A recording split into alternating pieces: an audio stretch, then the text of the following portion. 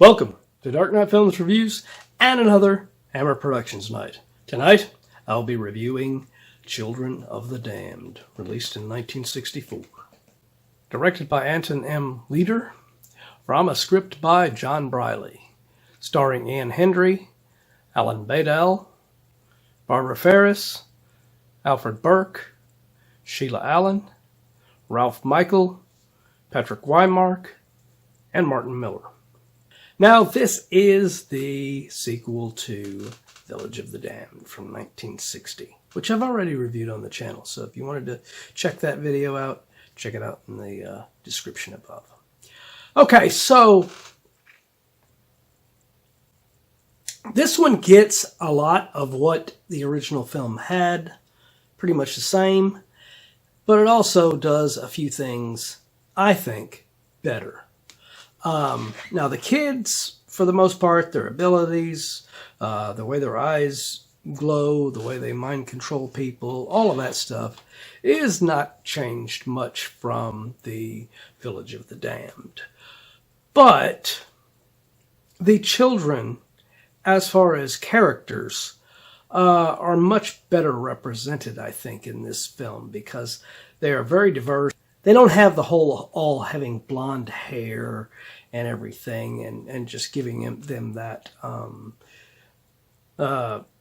Nazi vibe to them that the original film had. So, and also all of the kids are from different nationalities and everything. So you have a very diverse group of children in this.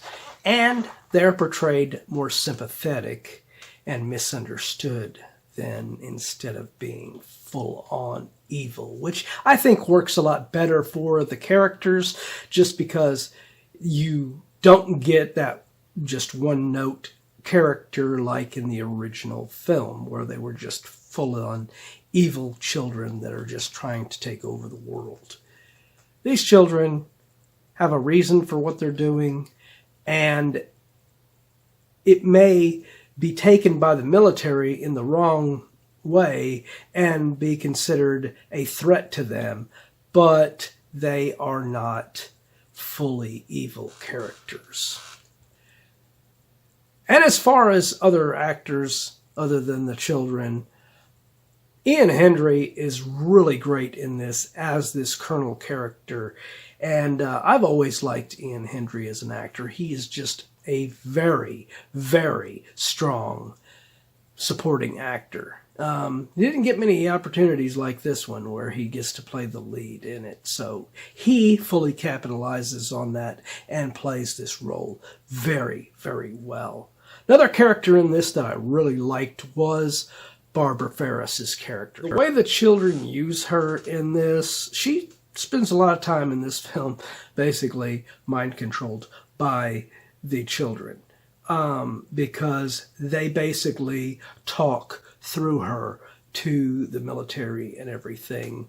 And I really like that the fact that, and with her performance, where she's playing the character one way when she's normal, but whenever she's mind-controlled and the children are talking through her, she actually sounds with her voice, and it's not some modification where they're just dubbing over one of the kids talking through on her. You know, she's actually changing her inflection of how she's talking to sound more childlike and everything. And she does a really good job playing that up. And it's just a really cool take on the children mind controlling someone without going to the extremes of making them kill themselves or doing something extreme. They're using it for constructive purposes. So I really liked that aspect of it, and I liked her performance. I thought she did a really great job in this film. It's really weird that seeing Patrick Wymark in a film where he's just barely there in this film. I mean, as great an actor as Patrick Wymark is, him just getting this, he's there in a few scenes and that's it, you know. I think that was a missed opportunity. I think he should have been given a major role similar to what Ian Hendrey gets in this, but that's just me. All of the children are played very well in this film. They do well enough. They're fairly good child actors. So it's the main kid that gets most of the stuff in this. But unlike the original movie, some of the other kids do get a little moment here and there to shine in this film. So in a lot of respects, I think it is slightly better than the original, but in other respects, I don't think it's quite as good. So I know that sounds weird, but that's just how I feel about this one. So it's really tough for me to do a final rating on this one, but I'm going to give it a shot. All right. So my final review for Children of the Damned. I'm going to give this film a 8.2. What it does different, it does very well, but it does suffer from not having as good of a overall story as Village of the Damned had.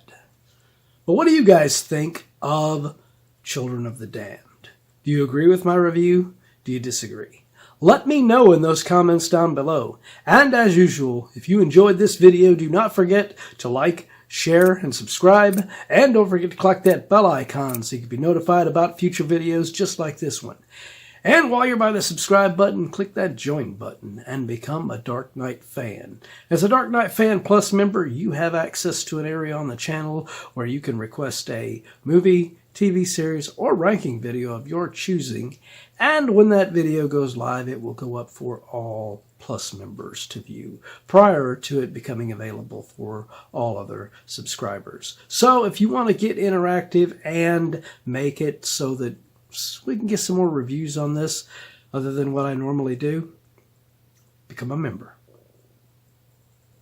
Well, that's it for another Hammer Productions Night. If you missed last week's Hammer Productions Night, check out the link up here to get caught up on that one. Or if you missed any of the other Hammer Productions Night, be sure and check out the playlist right here to get caught up on any of them that you have missed.